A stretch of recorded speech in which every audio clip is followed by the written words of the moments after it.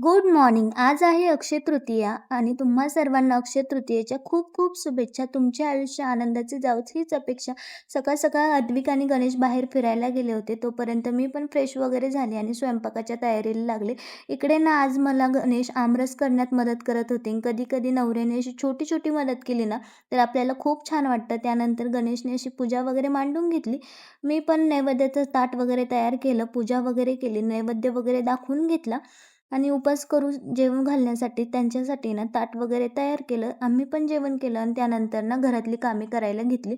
कपडे वगैरे वाळवत घातले आणि ना हा एवढा सगळा पसारा बघताय तो मला साफ करायचा होता आणि हा पसारा बघूनच मला खूप टेन्शन आलं होतं.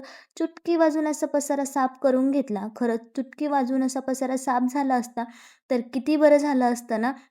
आणि एवढा सगळा पसारा बघून साफ करून ना माझी हालत ना अशी काहीतरी झाली होती. चला इथेच एंड करते. बाय.